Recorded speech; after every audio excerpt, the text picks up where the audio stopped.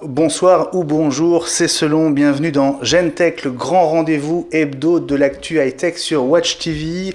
Il est 22h, comme tous les mardis soirs, on se retrouve jusqu'à 23h en direct avec mon complice Pierrick Fay. Salut Pierrick. Salut Benjamin, bienvenue chez toi. Et bienvenue chez toi aussi. GenTech numéro 5, donc Pierrick ce soir. Alors après Nokia, Panasonic ou encore Lenovo, ce soir nous accueillons l'une des deux très grandes marques coréennes d'électronique grand public. Son nom tient en 2 lettres. Alors je ne sais pas si vous le savez, mais c'est un acronyme et ça veut dire Life is good. Life is good, exactement. La vie est belle, on peut traduire en français. Cette marque, c'est évidemment LG, et celui qui nous fait l'honneur et le plaisir de venir pour la première fois en personne sur Watch TV ce soir dans notre studio. C'est notamment l'un des visages du teaser que vous voyez et qui tourne encore en ce moment sur Watch. Patrick Chardin, bonsoir. Bonsoir. Attends, je vais rapprocher votre micro pour que vous soyez bien à l'aise. Vous êtes donc le directeur général de LG France. On dit LG Electronics France, hein, mais on va dire LG pour simplifier, d'accord, ce soir. D'accord. LG, vous êtes arrivé au printemps. Vous avez succédé d'ailleurs à Eric Novell, qui était à votre place il y a 3 semaines. Il est aujourd'hui chez Pana. Donc, vous avez fait vos classes comme beaucoup de vos confrères chez Sony, mais vous êtes aussi passé, je crois, chez Philips et chez Sharp. Aujourd'hui, une question en guise d'impératif. LG, pourquoi ? Pourquoi pas Voilà. Non, mais en 2 mots, pourquoi LG ? Ouais. Parce que d'abord, c'est une société qui innove beaucoup d'innovation dans plein de domaines. C'était un challenge qui était intéressant, avec une position forte sur le marché, mais où on peut faire encore beaucoup mieux, et dans beaucoup de secteurs d'activité. Voilà. Donc voilà pourquoi. Forte, mais pas forcément facile. Au moment où vous êtes arrivé, on va voir que les choses sont en train de bouger. Alors, on le dit maintenant chaque semaine, Pierrick, mais je crois que ça va être encore plus le cas ce soir. 1 heure, ça va être très court, parce que l'actu est très très riche en ce qui concerne LG. Alors, on va évidemment parler de téléphonie avec l'une des stars de cet automne, le LG G2. Je crois qu'il est dans l'une de vos poches, Patrick. Exact. On va parler de votre nouvelle tablette, et c'est aussi un événement. Ça faisait 2 ans et demi qu'on l'attendait. C'est la G-Pad 8.3 qui est là aussi. Alors, vous avez beaucoup de poches dans votre veste. Cette tablette, elle sort dans les prochains jours. Et puis, on va parler aussi d'un appareil étonnant qui n'arrive, lui, qu'en février 2014. C'est un smartphone à l'écran incurvé. C'est le G-Flex. Et mon petit doigt me dit qu'il n'est pas loin de nous dans ce studio. Vous êtes donc bien sur Watch TV ce soir. Patrick, on a aussi envie, évidemment, de parler avec vous de télé. Parce que quand on dit LG, on pense évidemment télé. Alors, vous nous direz, si vous êtes le dernier à encore croire à la 3D. Il a une télé dans sa poche, Benjamin ? Je me posais la question. J'ai pas pris de télé avec moi. Non, la fouille à l'entrée n'a rien donné de ce côté-là, Pierrick. À propos des télés, on parlera évidemment OLED et 4K ou Ultra HD si vous préférez. On n'oubliera pas l'électroménager, c'est une grosse partie de votre business, comme on dit. Des machines connectées, intelligentes, jusqu'au robot aspirateur. Alors, vous dites qu'il est carré, moi j'en suis pas sûr en regardant, il n'est pas complètement carré. Et puis on reviendra, et ça j'y tiens beaucoup à la fin de l'émission, sur vos coûts marketing. Vous avez fait très fort avec des vidéos virales qui ont fait des dizaines de millions de vues sur YouTube, mais des vidéos qui posent quand même quelques questions sur le prix à payer pour faire du buzz. Et vous nous direz aussi si vous êtes prêts à tout pour faire parler de vous. Ça vous va le programme ? Ça me va très bien. Et ben voilà, si vous nous regardez en direct, Twitter avec le hashtag GenTech, G-E-N-T-E-K, on compte sur vos réactions, vos questions pour nos invités. Patrick Chardin, directeur général de LG France, vous répondra en direct, mais aussi des questions pour notre deuxième invité, Pierrick. Oui, effectivement, il est à côté de moi. Il y a encore quelques heures au salon de la photo qui vient de terminer, de fermer ses portes après plusieurs jours. Et l'heure, évidemment, est encore au démontage, je crois, dans le hall 4 de la porte de Versailles. Benjamin, je crois que tu y allais passer pas mal de temps là-bas. Marc Ayrault, bonsoir. Bonsoir. Merci d'être avec nous. Vous êtes le délégué général du CIPEC. Alors là, je suis obligé de regarder mes notes. Syndicat des entreprises entreprise de l'image, de la photo et de la communication. En gros, c'est vous qui organisez ce salon de la photo à Paris. On va revenir avec vous sur le marché de la photo. Forcément, on se pose pas mal de questions avec la concurrence depuis quelques années maintenant des smartphones. Un marché en plein bouleversement. Mais vous nous direz qui ont été les stars de ce salon. Mais avant, je vois qu'on tire un premier bilan. Vous attendiez 80 000 personnes. Alors, record battu? Effectivement, l'année dernière, pour l'édition 2012, qui avait déjà été une édition record, on a vu 80 600 visiteurs exactement. En 5 jours? En 5 jours, dans un contexte qui n'est pas facile, c'est vrai, sur le marché de la photo, mais pas seulement sur le marché de la photo, sur les marchés des biens d'électronique, on pourra en parler tout à l'heure. Ne nous faites pas languir. Combien 80 600 85 560, soit plus 6,1% de visiteurs. Et on vous souhaite la même progression pour le marché de la photo cette année. Absolument. Absolument, et voilà donc une première info, Pierrick, plus de 85 000 visiteurs au Salon de la Photo. Voilà, belle progression, et on va évidemment en reparler avec vous, Marc, tout au long de cette émission. Vous connaissez la règle, hein, vous intervenez quand vous voulez l'un et l'autre. On est sur 2 domaines qui sont très proches, qui ne se superposent pas, mais vous avez sans doute des choses à vous dire. Les tweets, alors, petit coup d'œil. Ah bah ça commence à tomber, tenez. Question, quand sortira le smartphone LG incurvé et disponible chez tous les opérateurs?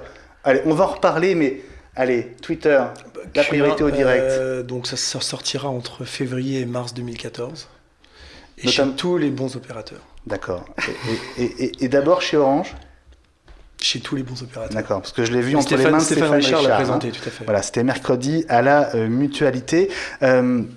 À propos de ce téléphone incurvé, donc vous voyez, je pense qu'il y a un gros intérêt parce que les tweets commencent à tomber. Quand même, quel retour vous faites sur le marché de la téléphonie?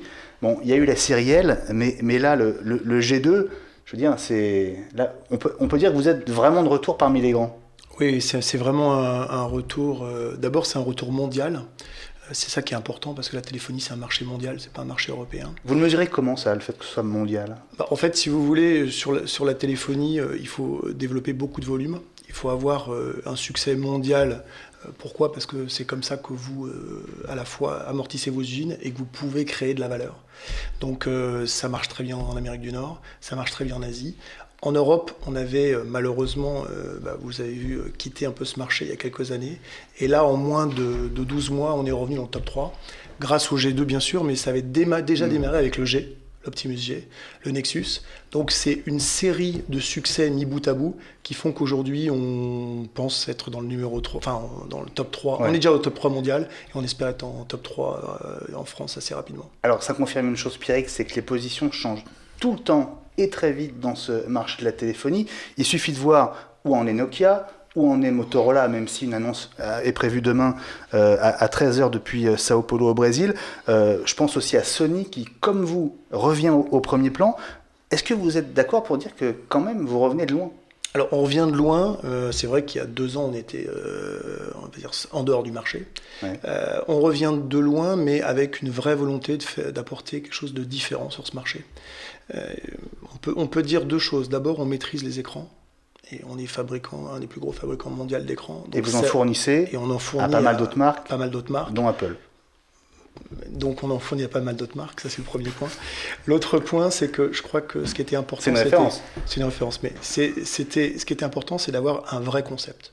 Donc on est revenu avec le G, avec le G2 sur un concept, une qualité d'écran exceptionnelle, un produit avec une durée d'utilisation forte, parce qu'aujourd'hui quand vous avez un smartphone, il faut vraiment penser à des batteries et à pouvoir l'utiliser vraiment toute la journée.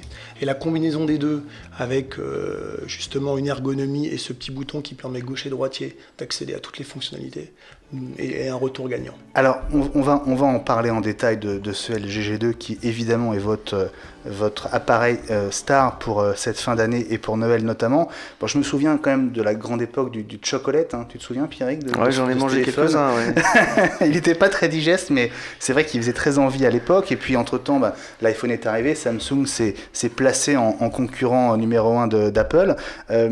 La téléphonie chez LG, c'est vrai qu'à un moment, vous faites tellement de produits qu'on avait du mal à comprendre vos stratégies dans le domaine de la mobilité, et on a l'impression qu'il y a, alors je ne sais pas il y a combien de temps ce qui arrive aujourd'hui a été décidé, mais on a l'impression qu'il y a eu une vraie volonté stratégique, politique chez LG de repartir à la conquête. Alors, vous avez totalement raison, ça s'est décidé il y a à peu près 2 ans. Ouais. Pourquoi ? Parce que la téléphonie est une catégorie qui fait partie du home entertainment. On a alors, très le vite... home entertainment, Donc, c'est-à-dire la télévision... on est un peu casse-pied avec les mots. Non, mais c'est pas grave. Donc, en fait, c'est la téléphonie, c'est une passerelle, c'est une window pour se servir demain de sa télé. Fenêtre. D'accord, ok. Pour se servir de sa télé, mais aussi d'une tablette. On peut joindre les deux. On peut faire beaucoup de choses avec un téléphone. Et aujourd'hui, si vous n'êtes pas présent sur le marché de la téléphonie, vous ne touchez pas une cible qui est fondamentale, qui est la cible des jeunes. Donc, c'est un petit peu le Walkman des années 2000. Ça vous permet, d'avoir une cible très jeune, de garder de la mobilité, d'avoir des produits qui se renouvellent très vite, donc où il faut être à la fois très technique, avoir une vraie volonté d'apporter de la valeur. C'est pour ça qu'aujourd'hui, le message qui est important, on revient dans la téléphonie, mais on revient avec un message fort qui est « learning from you », c'est-à-dire apprendre ou inspirer par vous. Et c'est cette idée qui nous transcende avec une association à la fois sur l'ergonomie, sur la facilitation et des spécificités extraordinaires et qui globalement tiennent largement la dragée haute à nos principaux concurrents. Alors le G2, Pierrick, il est arrivé en Corée cet été et visiblement ce nouveau... Comment on dit, ce nouveau vent, ce nouvel air frais, on va dire. Voilà. Ce nouvel appel d'air, on va dire. Renaissance. Voilà, cette renaissance. Voilà. Merci beaucoup, Pierrick. Elle était attendue parce que ça a quasiment tourné à l'émeute. Je ne sais pas si vous avez vu ces images. Alors, c'était un lâcher de ballons avec, dans certains des ballons, on va voir les images des coupons pour gagner un LG G2, donc un smartphone. Dans les ballons, des vouchers, comme on dit, des coupons. Ouais. Les ballons s'envolent, c'est un peu la pagaille pour en récupérer. Certains dans la foule apparemment avaient des pistolets à air comprimé pour shooter les ballons. Voilà, ça a donné 20 blessés. Bon, évidemment, c'était pas le but de la manœuvre, mais quand même, ça doit faire plaisir quand on est le patron d'une boîte comme ça, de voir les gens se battre pour ces produits. Alors, se battre, j'irai pas jusque-là. On n'est pas loin, hein. Oui, mais bon, parce que vous savez, c'est toujours sur les lancements, il y a toujours un petit peu des gens qui veulent avoir le dernier produit en avant-première. Juste pour remettre les choses un peu dans le contexte, ça a été un lancement mondial qui a eu lieu en octobre, le G2. Et c'est vrai qu'il y a eu un très bon écueil à la fois du public et des opérateurs dans le monde entier. Oui. Donc ça démarre très très fort. En France, vous en êtes où concrètement ? Ça se passe plutôt très bien en France. On est en ligne avec notre plan, c'est-à-dire que on va faire les quantités qu'on s'était dit, on s'était fixé entre 80 et 100 000. Ouais. D'ici Noël ? D'ici Noël. Ouais. Donc on est dans le plan. Ouais. En 3 mois, octobre, novembre, décembre. Je me demandais juste si les images de World War Z qu'on a vues dans la vidéo étaient faites exprès. Bon, en tout cas, c'était assez bien vu. C'est important, quand on lance un nouveau produit, là aussi, de montrer les attentes du public, même si c'est de façon un peu chaotique. Désordonnée. Voilà. Alors, comme vous l'avez dit tout à l'heure, on revient dans le marché de la téléphonie, donc il fallait qu'on ait une communication un peu décalée. On ne peut pas faire ce que font nos principaux concurrents, donc on a choisi une communication volontairement sur le teasing et sur Internet. Il n'y a pas que ça, puisqu'on a fait aussi de la télé, vous avez vu, on avait un gros plan média sur tout le mois d'octobre, on a fait aussi du 4x3, on a beaucoup communiqué, mais ce qui nous intéressait à travers le viral, c'était de toucher une population jeune qui était un petit peu en attente de ce produit, avec un teasing depuis 2 mois. Donc c'était ça un peu l'idée, et qu'on a décliné près sur notre famille de produits. Bon allez, on en a assez parlé dans le vide. Est-ce qu'on peut enfin voir ce G2 Donc voilà, vous pouvez le voir. Donc c'est un produit qui est assez petit, puisqu'il fait alors montrez-le peut-être de face. Ouais. Il fait quasi la taille d'un S4 ou d'un Apple, simplement avec un écran de 5.2. Alors levez-le un peu, pour qu'on le voie. Voilà. Et puis on va l'allumer parce que c'est il n'est pas allumé, on va le knock-knock. Toc-toc, voilà. Knock-knock. L'effet Bonaldi, voilà, c'est ça, c'est classique. Voilà. Là, c'est bon. Et donc c'est un écran de Full HD. Remonte-le. Le produit est absolument à une qualité d'écran exceptionnelle. Je ne vais pas vous faire toute la alors juste sur l'écran, donc 5,2 pouces. Oui. Donc c'est plus grand, beaucoup plus grand que l'iPhone 5S qui fait 4 pouces. Et c'est plus grand aussi que le Galaxy S4. Il n'y a que le Galaxy Note qui est tout plus à grand fait. que le Vous êtes pile poil dedans. Et le gros plus, c'est avec ces petits jogs qu'on a ici. je ne sais pas si on le voit bien. Vous savez que mon doigt, si vous le posez à l'angle, là, on va essayer de faire fonctionner la caméra qui est au-dessus de nous. Donc hop, voilà, ici vous avez le petit jog, ce qui vous permet de tout piloter, à la fois de prendre des photos, augmenter le son, basculer, donc comme un petit jog sur n'importe quel produit. Donc c'est très pratique. Donc là on voit la qualité de l'écran quand je vais l'allumer, donc normalement, hop là évidemment. Toc toc. Toc toc, normalement il a la fonction, voilà, knock knock. Voilà. Un plus de ce produit, c'est on va essayer de le mettre à l'endroit, voilà. Le plus aussi, c'est son autonomie. Le produit fait 36 heures d'autonomie, donc globalement il est testé par tous les opérateurs comme le meilleur dans sa catégorie. Et comme vous pouvez le voir, il a cette ergonomie assez facile. Hop là. Voilà, c'est toujours quand on le dit que ça marche pas, vous savez. Non, là ça marche bien, là, faut pas être médisant. Effectivement, bon, 3000 mAh pour ceux qui suivent un petit peu ces choses-là, c'est très important. En termes de puissance, c'est ce qui se fait de mieux aujourd'hui dans un smartphone, c'est du Snapdragon, c'est un processeur 4 cœurs de chez Qualcomm, c'est le Snapdragon 800 qui vraiment est le haut de gamme, la Rolls. Bon, en termes d'épaisseur, il est plus épais que les autres. Oui. Il est aussi un petit peu plus lourd, 142 grammes. Mais vraiment, ce qui compte et ce qui marque, c'est effectivement la qualité de l'écran, la qualité des capteurs aussi. Alors, c'est aussi un de ses gros points forts. 13 mégapixels et un système de stabilisateur qui est quasiment unique sur un téléphone portable. Exactement, il a deux spécificités exceptionnelles. Donc il a ce stabilisateur qui vous permet de prendre des photos mais aussi des films. Et il a un autre avantage, c'est qu'il a un son directionnel. C'est-à-dire que quand vous filmez, vous pouvez choisir, par exemple votre enfant est dans la chorale, vous pouvez choisir de centrer le son que sur ce que votre enfant chante en évitant le bruit. Donc ça permet vraiment d'avoir une personnalisation assez impressionnante. Et je crois qu'un peu comme sur le Lumia 1020, il y a plusieurs micros, ce qui permet on va dire, par exemple dans un concert, de ne pas avoir un son qui sature, mais d'avoir aussi des systèmes de filtres qui permettent d'avoir un son correct. Et là, on est en train de faire une photo, donc vous allez voir ce que vous allez voir. Ça reste vous êtes mignons tous les deux. Voilà. 13 millions, voilà, vous voyez, pas comme mal. Quoi. On tirera un poster. J'aurais dû amener une petite imprimante. On a une petite imprimante qui se fait avec en RFID, vous imprimez directement. Alors, il y a quelque chose, moi, Benjamin, je voudrais noter. On est habitué en général, quand on a ce genre d'appareil, à avoir des boutons sur les côtés. Oui. Il n'y a plus rien là. Exactement. Tout se fait avec le jog et tout se passe avec c'est le gros plus de ce produit. Parce qu'en fait, comme vous savez, ici, généralement, il y a les boutons de son ou de arrêt. Et donc, systématiquement, ça arrive souvent quand vous poussez d'éteindre ou de rallumer ou de changer le son. Là, vous avez tout, soit au jog, soit carrément en prise ici, donc avec un tactile. Donc vraiment le produit est très abouti et je vais vous dire ce qui moi me va très bien, c'est qu'aujourd'hui sur notre blog on a énormément de retours de clients finaux qui sont contents, qui apprécient le produit, qui se filment avec. On commence à avoir on va dire une vraie sensation de succès parce que c'est le plus important pour nous. C'est vrai et pourtant on verra à la fin de l'émission que vous avez on va dire vous êtes allé chercher de nouveaux clients de manière un petit peu surprenante dans la rue. On en parlera tout à l'heure. Le G2, donc, c'est vraiment votre produit du moment. Il est sorti au mois d'octobre. Il est au cœur de sa vie, on va dire, dans les magasins et dans le réseau de distribution. Il y a un autre produit qui arrive là, vraiment, alors ces jours-ci. Oui. Il arrive quand précisément ? Il est en train d'être distribué, donc il est sous quelques jours dans la distribution. Et vous avez votre main dans votre poche ? Donc, je l'ai mis dans ma poche parce que la spécificité de ce produit, c'est une tablette.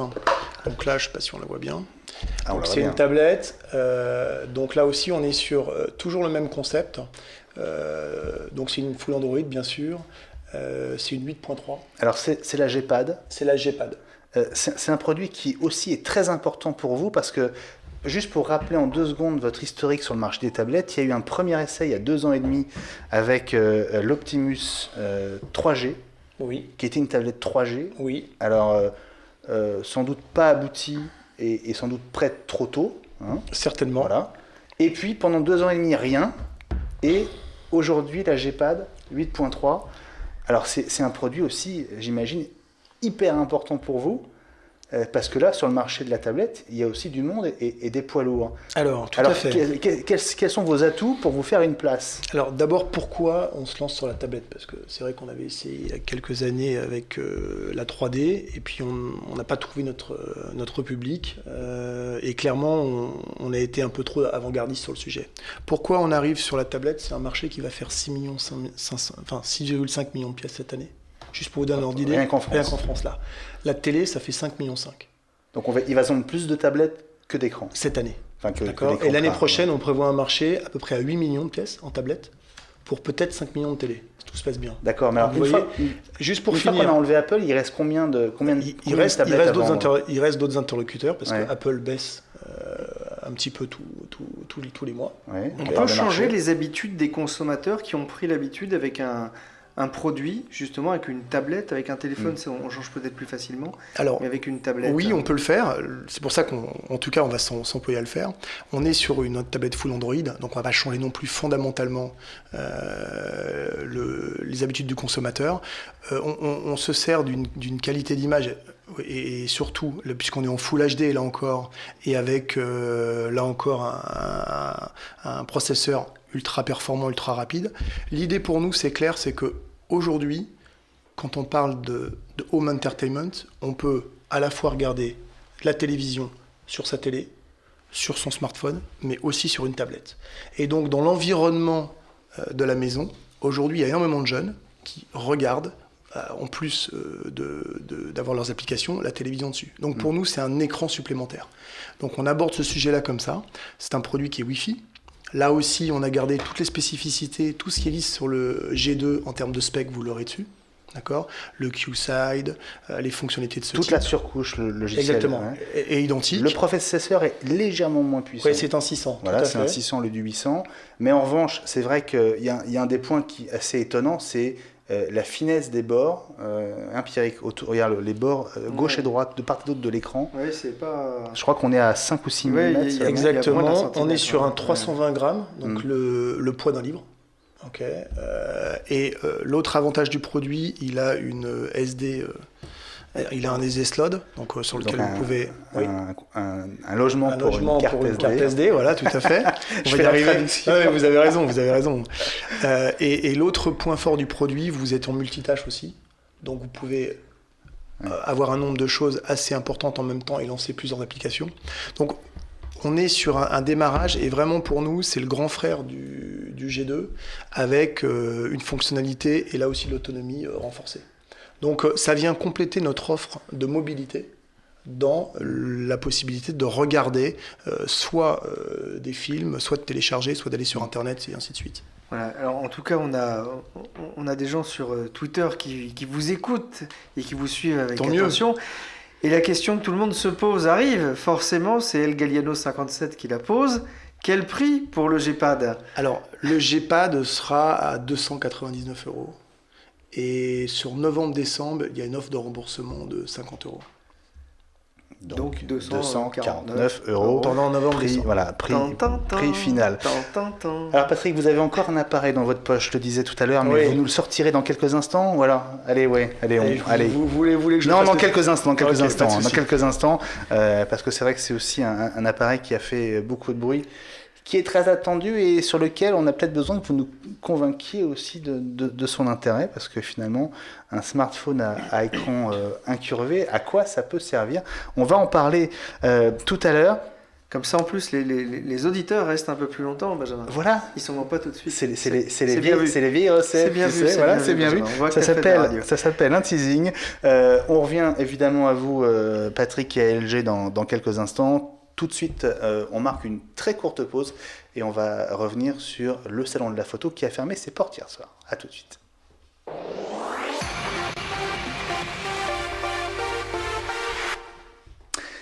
Marc Hérault, rebonsoir. Bonsoir. Alors je rappelle donc que vous êtes le délégué général du CIPEC, donc c'est le syndicat des entreprises de l'image, de la photo et de la communication. Mais voilà, pour faire court, c'est le syndicat qui rassemble tous les fabricants de matériel photo, prise de vue, impression, professionnel, grand public. Voilà, mais sur la carte de visite, ça fait encore plus long, donc c'est vrai que l'acronyme finalement c'est bien pratique. C'est surtout en tant que co-gérant, on va dire, du salon de la photo qu'on est heureux de vous recevoir ce soir. Le salon a fermé ses portes hier soir après 5 jours d'affluence très importante. Vous nous l'avez dit dès le début de l'émission. 85 000 visiteurs, en 5 jours. Plus 6% par rapport à l'année dernière. Et je dirais, au-delà du nombre, qui nous fait plaisir bien sûr, on a noté une évolution de la qualité du visitorat. On a vu beaucoup de jeunes, beaucoup plus de jeunes que les autres années, des visiteurs très intéressés, des visiteurs qui veulent apprendre. Un exemple, on avait beaucoup de stands de formation photo, on en reparlera sans doute.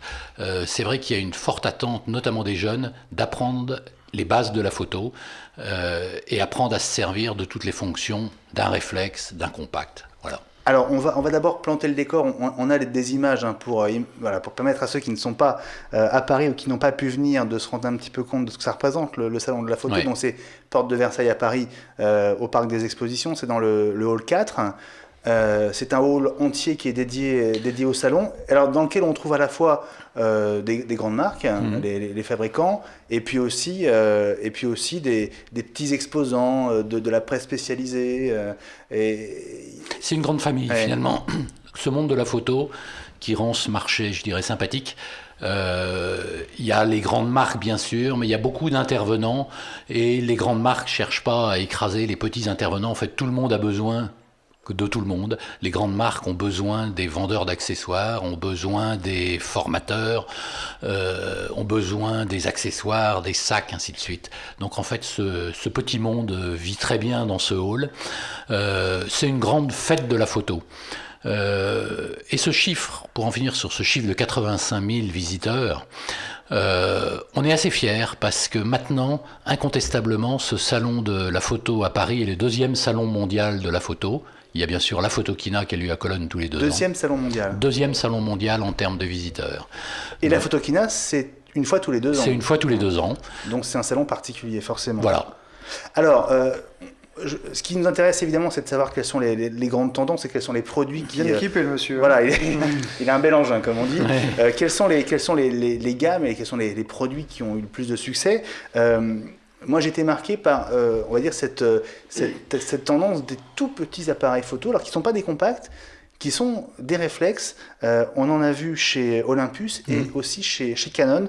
Et chez Canon, c'est le 100D que va nous présenter Mathieu Lanier, qui est le directeur du marketing de Canon France. Voilà, Mathieu. L'originalité de cet appareil, c'est que c'est le plus petit réflexe à visée optique du monde. Les ingénieurs en fait ont travaillé pour avoir une miniaturisation, quelque chose d'assez unique, qui n'existait pas jusque-là. Donc on a repris tous les composants de nos réflexes grand public Star, le capteur APS-C de 18 millions de pixels, donc c'est une technologie CMOS qui permet d'avoir des photos d'excellente qualité en basse lumière, avec une montée en sensibilité jusqu'à 12 800 ISO. On a un très bon autofocus très réactif. On a une rafale un petit peu moins de 5 images secondes. On a de la vidéo Full HD avec une nouvelle technologie d'autofocus directement intégrée sur le capteur qui permet d'avoir un suivi d'autofocus beaucoup plus probant que ce que l'on pouvait avoir par le passé. Et puis l'appareil, il est tout petit. Voilà, on le voit quand je le tiens dans la main. Là, il est équipé de son pancake 40 mm à 2.8. Et on a réussi les ingénieurs ont réussi à miniaturiser l'appareil en conservant une vraie visée optique. Donc on a un viseur très clair et très lumineux qui est très agréable. C'est bien un réflexe. Alors la meilleure façon de vous le montrer, c'est effectivement, on est bien sur de l'optique interchangeable, on est bien sur la monture Canon, donc ça veut dire que toutes les optiques du système EOS peuvent être montées dessus. De ce petit pancake 40 mm jusqu'à nos grands téléobjectifs, jusqu'aux 800 mm, on peut les monter dessus et ça va marcher parfaitement. Et puis on est bien sur un réflexe à visée optique avec un système de miroir basculant. Et voilà, ça garantit une visée claire et lumineuse et puis un système d'autofocus à détection de phase extrêmement rapide pour que les gens qui viennent par exemple du compact et qui vont faire l'acquisition de leur premier réflexe, ils vont être surpris par la rapidité et par la précision de ce type d'autofocus. Et on a une promotion pendant la période de Noël où on rembourse 50 € pour l'achat du produit du 1er novembre au 20 janvier. Voilà, à chacun sa promotion. Il y en a chez LG, il y en a chez Canon. C'est un appareil qu'on trouve en kit à 600 €, donc 550 avec la promo. Ils sont bien, nos adhérents, parce qu'il a tout dit. Alors, sur ce nouveau format d'appareil réflexe, très compact, petit comme ça, c'est une tendance qui est en train d'émerger? C'est une vraie tendance. On vient de faire une étude avec Ipsos depuis maintenant 10 ans. Chaque année, on fait une étude d'usage pour voir un petit peu l'évolution des usages en termes photographiques des Français. Et Dieu sait s'il s'est passé comme beaucoup de choses depuis 10 ans, puisqu'on a eu à la fois une révolution technologique, mais aussi une révolution des usages, puisque la photo n'est plus seulement pour garder ses meilleurs souvenirs, mais c'est aussi pour communiquer. Et c'est là où les smartphones interviennent aussi également. Mais dans cette étude, on voit les grandes attentes des consommateurs, c'est effectivement sur le design. Il faut que les appareils soient de plus en plus petits, de plus en plus compacts. Ils veulent une grande qualité de photo. Et là, c'est la taille du capteur qui joue. Effectivement, ce nouvel appareil fait 16 millions de pixels, je crois, mais sur un capteur qui est de grande taille. Et c'est vrai que c'est ce qui fait sans doute la différence avec les smartphones, c'est la différence de taille du capteur. Et le dernier point, effectivement, c'est la qualité optique. Là aussi, c'est un point de différence avec les smartphones. Grand capteur permet et demande d'avoir une optique imposante forcément, avec les différentes lentilles, mais tout ça, ça produit une qualité qui est incomparablement très élevée. On s'interrogeait beaucoup sur la concurrence justement des smartphones qui vient tailler des paupières aux appareils photo, mais les fabricants d'appareils photo aujourd'hui mettent de plus en plus de fonctions de vidéo dans leur appareil. C'est valable pour le haut de gamme, mais aussi pour du moyen de gamme. Est-ce que là aussi, finalement, l'avenir de l'appareil photo n'est pas dans la fonction vidéo? Non, c'est un mode complémentaire. Vous savez, on a dit beaucoup sur les appareils photo. On a souvent entendu ces 20 dernières années que l'appareil photo allait mourir. On a dit qu'il allait mourir quand le caméscope est arrivé. Quand on fait l'état des lieux aujourd'hui, je crois qu'on a la réponse. Les appareils photo font des vidéos de très haute qualité, en Full HD, bientôt sans doute en 4K. Donc, je crois vraiment qu'il y a un avenir. On dit que les photos faites avec les smartphones, je pense, ont répondu à un nouvel usage. Si je vous donne un chiffre, effectivement, qui sort de cette étude Ipsos, un Français qui est équipé d'un réflexe et d'un smartphone, ce qui est un mix assez courant, va faire 2200 photos par an en moyenne. Sur ces 2200 photos, 20% seront faites avec un smartphone et 80% avec le réflexe. On se sert très souvent de son smartphone dans l'utilisation quotidienne, mais on fait moins de photos. Par contre, quand on sort son appareil photo, son réflexe, on fait énormément de photos. Sur un mix compact smartphone, on va faire 1500 photos à peu près par an. 60% seront faites avec le compact et 40% avec le smartphone. Quand on s'est vu ce week-end porte de Versailles, vous m'avez donné les pourcentages de part de marché sur les différentes gammes d'appareils photo. Est-ce que vous pouvez nous les rappeler? Parce que j'étais assez surpris finalement de l'écart entre le secteur dominant et puis les miettes qui restent aux autres finalement. Alors effectivement, le gros du marché, ça reste le marché compact, qui fait à peu près 80% des ventes, des 80% des 3 500 000, 700 000 appareils qui se vendront cette année. J'aurais dit beaucoup moins. Mais bon. C'est en volume, mais en valeur, j'imagine que l'écart est beaucoup moins important. En valeur, le réflexe fait à peu près 10-11%. Alors restons en volume parce que c'est en quantité d'appareils. Le réflexe fait environ 10-11% du marché. Le segment des bridges, qui est un segment qui est particulièrement important en France, fait environ 5-6%. Les bridges, c'est pas des dents, c'est un appareil photo. Le bridge, ça ressemble à un réflexe. C'est noir, ça ressemble à un réflexe. Ça n'a pas une optique interchangeable, ça n'a pas de visée optique. Par contre, ça a un zoom extrêmement puissant. Et enfin, les hybrides qui sont nés il y a quelques années, dont le concept est d'associer à la fois la compacité d'un compact, je dirais, et la qualité d'un réflexe, grâce à un grand capteur. Et ça représente 3-4% du marché. Alors, vous disiez que le Salon de la photo de Paris est devenu le 2e salon photo au monde. Du coup, l'une des conséquences, c'est que les constructeurs maintenant s'en servent comme plateforme de lancement pour leurs nouveaux produits.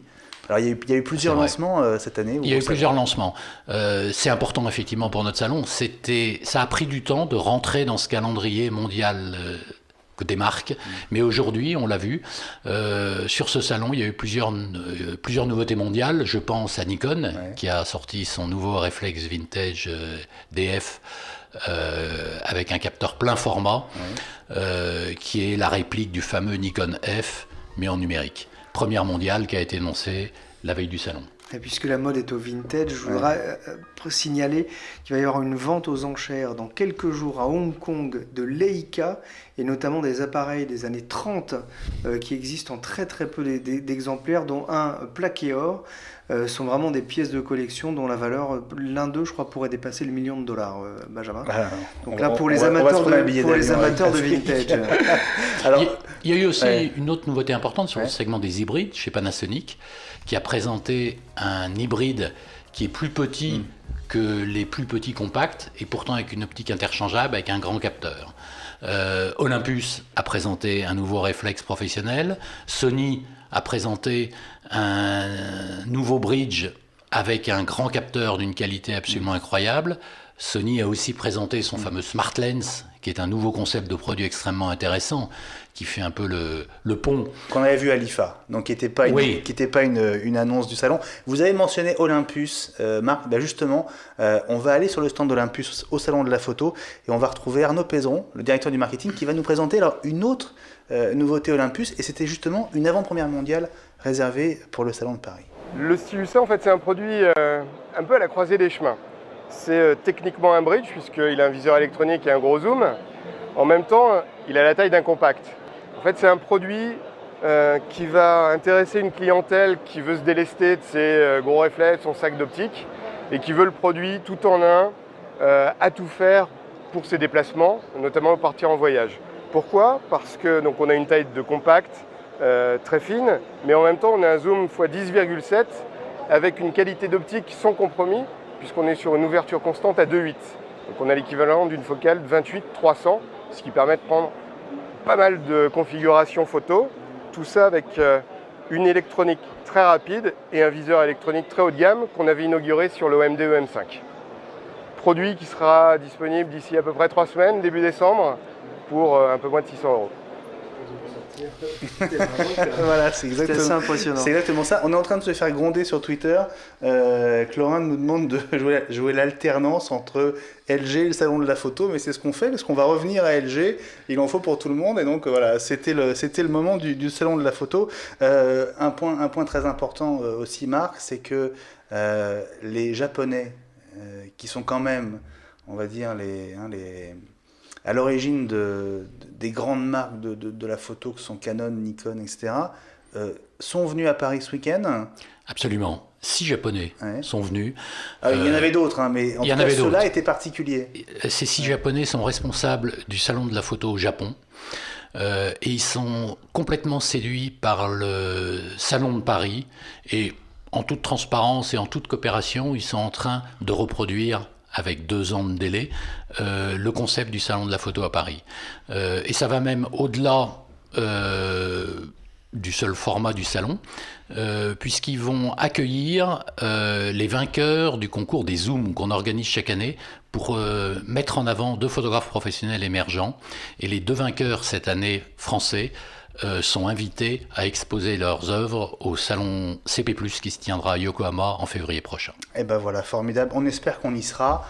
En tout cas, merci beaucoup d'être venu. C'est un salon extrêmement intéressant, ce CP+, parce qu'il est au cœur des innovations. Absolument. Et on souhaite une longue vie au Salon de la Photo de Paris. Vous restez avec nous, Marc, et vous intervenez quand vous voulez.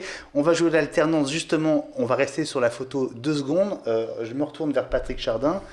La photo, c'est justement l'un des rares secteurs sur lequel LG n'est pas. Tout à fait. Alors, c'est pour quand ? Franchement, vous savez, quand on démarre une activité, il faut qu'on ait de la R&D, de l'innovation. Si c'est juste pour faire aussi bien que les autres, entre guillemets, on ne s'y lancera pas. Donc sur la photo, historiquement, on n'a pas beaucoup de valeur ajoutée à aujourd'hui. Et donc, c'est pas un secteur d'activité qu'on mettra, je pense, dans les années à venir au cœur de notre stratégie. D'accord, donc c'est pas prévu. Mais ce qu'on fait, c'est on développe la photo à travers nos smartphones. Donc pour reprendre ce que vous disiez tout à l'heure, en effet, là, sur le G2, on a 13 millions de pixels, donc avec un zoom. Alors, c'est pas du tout pour le même type d'usage que ce que vous avez en réflexe ou en bridge, mais c'est un complément, comme vous l'avez dit, et c'est quelque chose sur lequel on a justement développé beaucoup de spécificités. Non, mais encore une fois, je veux dire, cette guerre smartphone, appareil photo. Je dirais qu'encore une fois, c'est une chance pour les appareils photo. Les smartphones permettent aux jeunes de découvrir la photo. Assez rapidement, ils veulent aller un petit peu plus loin dans la photo et ils vont acheter un appareil. D'un côté, pour faire une analogie, une image, je dirais que d'un côté, il y a le couteau suisse qui remplit bien un certain nombre de fonctions, mais pour autant, le couteau suisse n'a pas tué ni le tournevis, ni le tire-bouchon. Voilà. Alors, les deux cohabitent. Tout à fait. Alors, vous savez que Patrick a dans sa poche un autre ustensile qu'on attend de voir depuis tout à l'heure. C'est le moment, cet appareil étonnant à l'écran incurvé. Patrick, c'est donc le fameux G-Flex. Tout à fait. Donc, montrez-le nous déjà qu'on je ne sais pas si on le voit. Il y a un problème, non ? Non, il n'a pas de problème. S'il n'est pas droit. Alors en fait, on va lancer sur ce G-Flex sur le premier trimestre 2014. Donc il a deux avantages, comme vous le voyez. Le fait qu'il soit légèrement incurvé, ça le rapproche de votre voix, enfin de votre bouche en fait quand vous communiquez, ce qui vous permet de parler normalement et de gagner pratiquement 2 à 3 dB dans la qualité sonore de votre expression. Donc des décibels. Autrement dit, les gens dans le métro, le train vont arrêter de parler et d'hurler dans le téléphone ou pas ? C'est bien. Ça. C'est bien, ouais, c'est un peu l'objectif. Mais au-delà de ça, donc il a bien sûr un écran OLED. On est sur une plus grande capacité que le G. Hein. Le G2 est un écran de 5.2, là on est plus grand. Et on a une autre spécificité sur ce produit. Donc on voit là qui est un modèle. Il n'y en a pas beaucoup qui se baladent en Europe en ce moment. Je crois que il y en avoir un ou deux. Donc je vous ai fait une petite faveur ce soir. Le produit très sensible. Le produit a une qualité d'image exceptionnelle. Il va avoir toutes les spécificités du G2. Donc écran Full HD, toutes les specs du type Q-Slide et puis toutes les fonctionnalités. Il a un autre avantage par rapport au G2, c'est justement cet écran qui vous permet, je vais vous montrer juste un petit truc comme ça, vous allez voir dedans parce que il faut le voir pour le croire. On voit pas votre écran. Hein. Oui, mais je vais vous montrer, voilà. Donc voilà, le gros avantage du produit, c'est que quand vous êtes en mode... Montez-le un peu plus haut. On va le monter un peu plus haut, on va le mettre, voilà. Donc quand vous êtes... on va se le faire... Évidemment, ça ne marche jamais quand on en a besoin. Hop, voilà. Donc, quand vous regardez une vidéo, donc là, je vais baisser un peu le son quand même. Non, c'est pas gênant. Donc voilà, donc vous êtes en mode immersion, donc le fait que l'écran soit incurvé, ça vous donne une profondeur d'image et ça vous permet vraiment de pouvoir profiter de votre vidéo. On est sur un écran Full HD avec des détails exceptionnels. Ouais. Donc là, on voit bien le curve, vous voyez, qui est légèrement, il est léger, c'est vraiment pour... Oui, c'est léger. C'est pour prendre vraiment la forme de la main. On l'a bien dans la main, on l'a bien entre l'oreille et la bouche. Et ce qui m'a fait rire, c'est que vous j'ai entendu l'un des membres de votre équipe l'autre jour dire que dans la poche aussi, ça épousait la forme de la fesse. Exactement. C'est vrai, c'est sans doute. C'est moins raide quand on s'assoit. Faut pas s'asseoir dessus non plus. Faut pas s'asseoir dessus, mais bon, le produit est vraiment très abouti. Et puis l'écran est beaucoup plus grand que le G2, on l'a vu tout à l'heure. Donc c'est un complément, c'est une montée en gamme sur le G2, sur ce produit-là. Très clairement, je voudrais que vous me disiez le fond de votre pensée. On est dans la prouesse technologique ou ça a un vrai sens pour le consommateur ? Il y a deux choses. Bien sûr qu'on a la prouesse technologique, mais c'est un écran OLED. Je pense que vous le savez, sur nos écrans de télé OLED, on est aussi en curve. On va le voir dans quelques instants. Donc, il y a un petit côté marketing. Et puis, ce qu'on voulait vraiment essayer de faire avec cet écran légèrement curvé, c'est en fait une anticipation de ce qui va se passer dans les années à venir, parce que vous savez qu'on va arriver sur des écrans pliables, sur beaucoup de choses de ce type. Ouais. Donc c'était pour mettre en avance, bien sûr, l'innovation et ce qu'on est capable de faire, mais aussi de donner un petit côté un peu ludique et sympa, puisqu'on a gardé aussi le bouton juste ici, donc on garde toutes les spécificités du G2. Alors, vous le savez, avec votre voisin et concurrent Samsung, comme on dit familièrement en France, vous vous tirez toujours la bourre. Alors, on a bien vu la forme du G Flex. Regardez l'équivalent chez Samsung et regardez le sens de la courbure. Vous allez voir, c'est courbé, mais c'est pas courbé du tout de la même manière.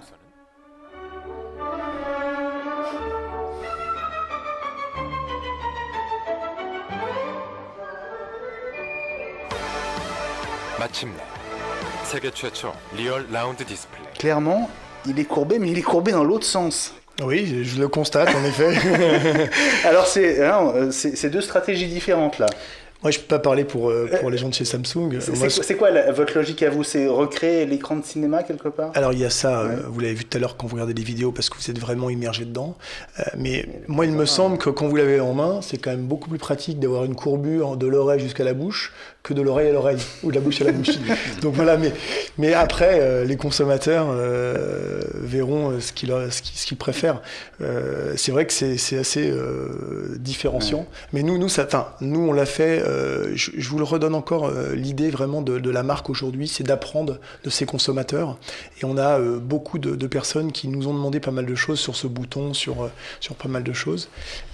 Ça marche pas, c'est ça? Moi, il me répond pas. Il vous répond pas, vous n'êtes pas habilité. Vous n'êtes pas habilité. Je l'ai vu marcher poliment, Benjamin. Voilà. Donc voilà, c'est ça l'idée.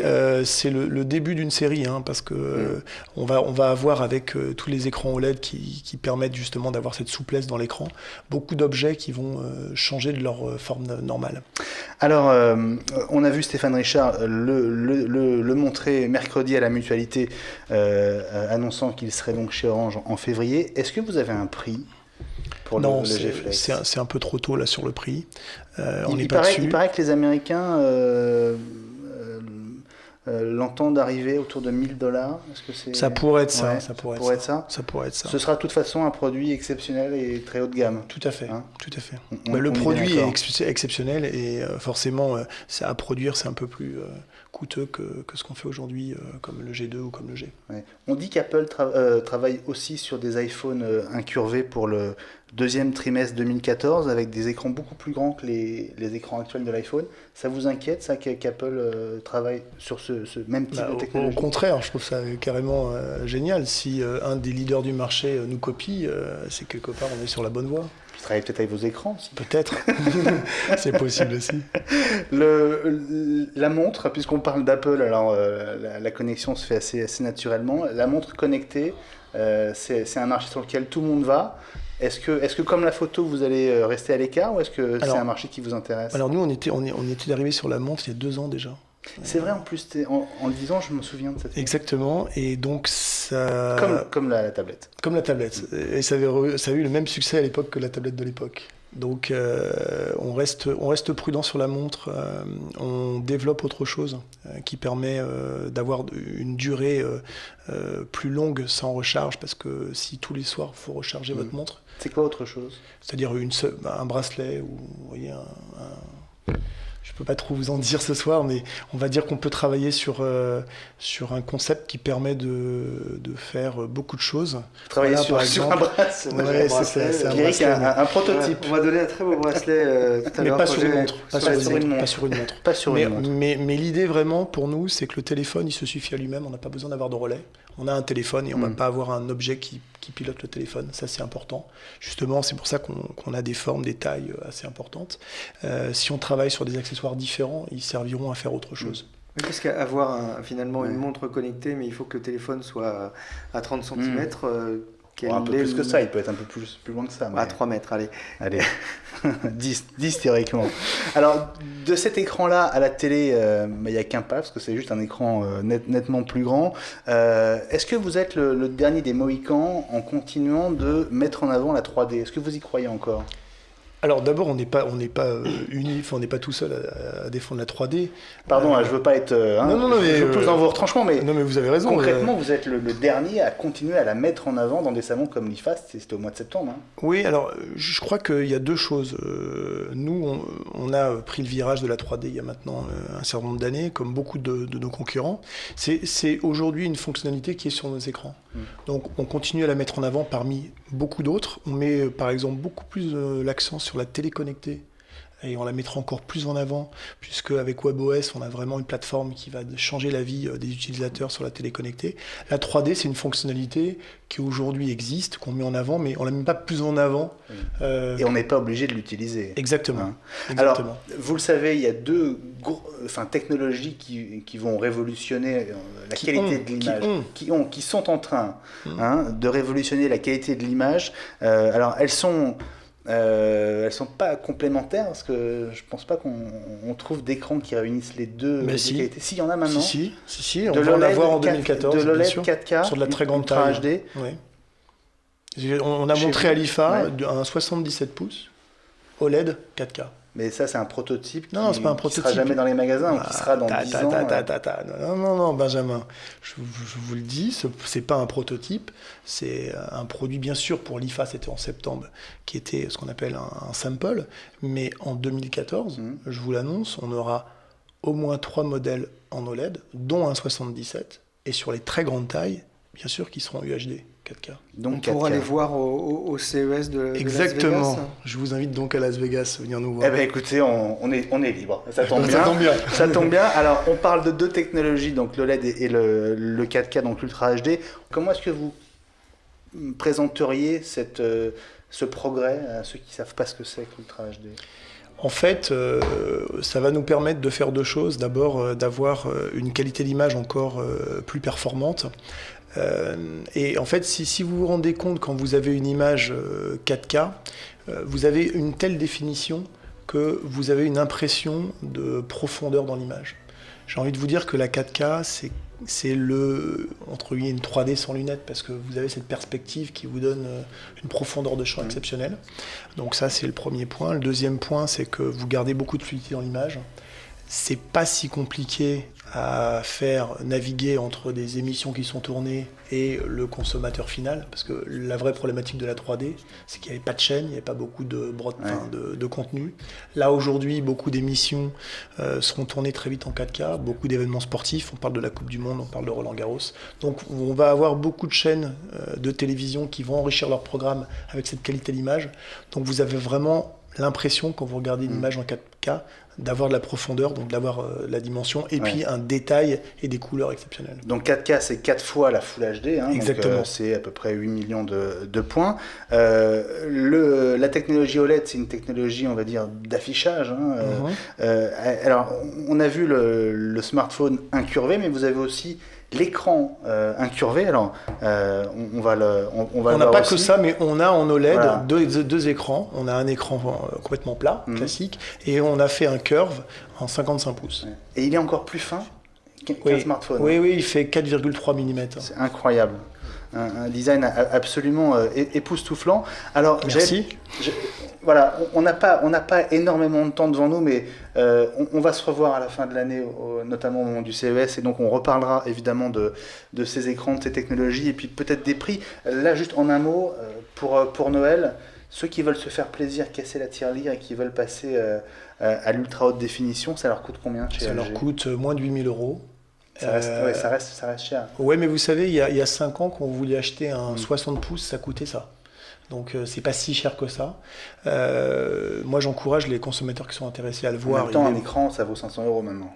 Ouais, enfin c'est pas la même qualité, c'est pas la même chose. C'est sûr. Donc non mais c'est une expérience. Vous savez, ce qui est important, c'est de revenir à des basiques. C'est quelle expérience, quelle sensation, quel feeling on a quand on voit des images en OLED.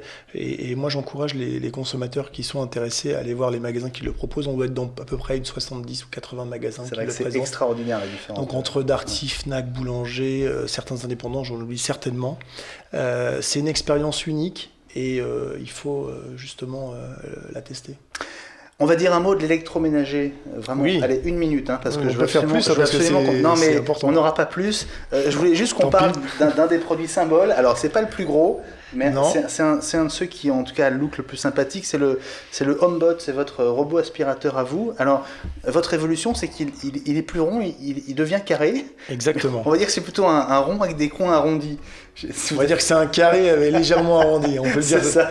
on peut le dire de différentes façons. En fait, il a une forme pour pouvoir aller dans les coins et enlever la poussière dans les coins. Parce que, je ne sais pas si vous avez remarqué, mais C'est dans... papate. Voilà, exactement. Dans le coin des murs, c'est à 90 degrés. Ouais. Donc, le plus simple pour en Et nettoyer le rond, partout, il est... eh ben voilà, il en oublie un peu. Ce qui n'est pas notre cas. Voilà. Non, mais c'est un marché qui continue à progresser.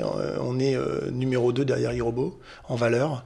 iRobot, l'américain, donc, qui a inventé, enfin, qui a lancé le concept. Qui a lancé le hein. concept. Et tous les trimestres, on gagne 3-4 points. Donc c'est vraiment c'est un segment sur lequel on a beaucoup apporté en termes de valeur, en termes d'usage, et sur lequel on est très content. Voilà, c'est un peu anecdotique, mais évidemment LG a une grosse activité dans l'électroménager, parce que vous faites de la climatisation, des frigos, des machines à laver, enfin voilà, et des appareils de plus en plus intelligents et connectés. On en reparlera peut-être dans une autre émission, parce qu'il faudrait 2 heures si on devait passer en vue tout ce que vous faites en électroménager. Je voulais qu'on finisse avec les coups marketing que vous avez réussi ces dernières semaines, et je voudrais qu'on voit d'abord un film qui a fait le tour du monde, Oui. une sorte d'entretien d'embauche totalement bidon, dans lequel vous avez remplacé la fenêtre par justement un écran Ultra HD. Et 84 cm. Voilà, et dans cet écran, vous avez fait apparaître rien de moins que la fin du monde. Exactement. Voilà, Ouais. sans prévenir évidemment les candidats à l'embauche. Ça a donné une vidéo je crois qu'il affiche, on est en dizaines de millions de vues là. Tout à fait, ouais. C'était fait au Chili, donc c'est l'équipe chilienne d'LG qui a développé ce concept. Donc l'idée c'était de faire en sorte qu'on remplace une fenêtre par un écran et qu'on donne le sentiment d'une vue pour le spectateur, Ouais. en l'occurrence pour le candidat malheureux, comme s'il regardait, en l'occurrence là, c'est une ville au Chili, je ne sais pas laquelle. Donc voilà, les gens arrivent. Santiago, on va dire. Voilà, on va se dire que c'est Santiago. Peut-être c'est Santiago d'ailleurs. Et donc vous voyez, ils sont pas hyper, perturbés. c'est vrai que c'est hyper réaliste, Voilà, là. c'est complètement. On est en UHD, hein, donc on a tourné l'image de la ville en UHD, donc on est en 4K. Ouais. Et donc Et là, regardez ah non, mais au fond là, pour eux, ils sont persuadés nuages. pour eux, ils sont persuadés que voilà, ils regardent une fenêtre vue sur Santiago, et là va arriver une météorite qui sort de nulle part. Et bien sûr, ils sont les seuls à la voir, et il y a un tel réalisme que vous voyez le mode panique de chacun des candidats qui se dit que c'est la fin du monde. Et, Oui, parce que regardez, la ville va partir en poussière. ah oui, c'est Voilà. impressionnant. C'est Independence Day. Version LG. Exactement. Alors, voilà, vous allez couper la lumière. s'éteignent, Vous coupez la lumière et certains notamment le monsieur avec la cravate, là, elle n'a pas l'air de bien réagir. Il y en a un qui est pas content. Il y en a un qui est pas content. Non mais alors c'est toujours le problème de ces films en viral, c'est qu'il y a des gens qui Pas sont contents. pas du tout contents et qui le prennent très mal, qui rigolent pas du tout. Donc vous voyez là c'est LG Ultra HD. Là.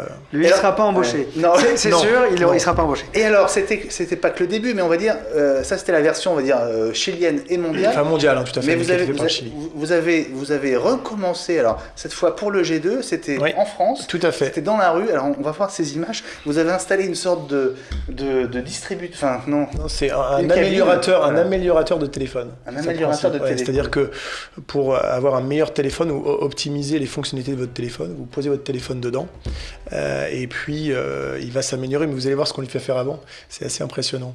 donc c'est une cabine qui est posée vraiment Tout à fait dans une rue piétonne. voilà, vous voyez, Voilà. donc vous voyez, c'est comment améliorer les performances de votre téléphone. Les patients sont invités à mettre leur téléphone dans une trappe Exactement. et là, peut-être qu'on peut passer en plein pot. Et donc vous avez un espèce de serial killer qui va prendre le téléphone des Donner consommateurs, l'impression qu'il le tronçonne. qui le tronçonne. Et qu'il le fait vraiment. Il le fait vraiment. Voilà. Donc, le jeu était assez impressionnant. Et alors les consommateurs réagissent de façon très différente, mais il y en a qui sont médusés. Hein. Ils pensent certainement comme vous ou comme moi, mais comment je vais faire pour récupérer mes numéros, mon agenda et toutes mes photos. Donc voilà. Et donc là, c'est là où tout le gag se joue. Donc il rend un téléphone. Donc là, vous voyez, les gens sont un petit peu déçus, médusés. Il le récupère quand même. Moi, je trouve ça assez impressionnant parce que je ne sais pas si j'aurais la patience de le récupérer. Oui, dans la boîte, il y a un G2. Exactement. Mais on leur rend aussi leur téléphone. Exactement. Voilà, ils ont gagné un G2. Et voilà. Et donc, ils ont le G2 qui existe en blanc et en noir. Et là, waouh. Voilà, vous voyez que tout compte fait, ils sont contents. Ouais, vaut mieux mieux avoir un téléphone gratuit que... C'est payant ce genre de campagne. Vraiment en 10 secondes parce qu'il faut qu'on termine. Quand elles sont pertinentes, oui, c'est payant. Ouais. C'est payant. En l'occurrence, ça vous a aidé pour le G2 ? Oui, ça nous aide beaucoup. Ça continue à nous aider. Hein. Bon, merci beaucoup Patrick Chardin d'avoir été l'invité de Watch TV. J'étais ravi, Benjamin. Vous êtes chez vous revenez quand vous voulez. Avec plaisir. Et on prend rendez-vous déjà pour le CES pour voir ces nouvelles générations. De très grande taille en OLED, avec grand plaisir. Exactement. Merci Pierrick. Merci beaucoup Marc, beaucoup de succès au Salon de la Photo 2014 et peut-être qu'on se verra à Yokohama au mois de février. Pierrick ? Très volontiers. Benjamin, nous on se voit la semaine prochaine. Avec grand plaisir, avec notamment un Aquatujou spécial Xbox One. Oui, elle arrive le 22 novembre. Voilà. Et puis dans Gentech, on parlera notamment d'un des jeux phares qui sortira sur la Xbox One, s'appelle The Rise Son of Rome. J'ai rencontré l'un des développeurs, c'est vraiment un jeu très bluffant. Voilà, donc restez sur Watch TV, les programmes continuent. Merci beaucoup et à très bientôt. Salut et merci à Philippe Leroux.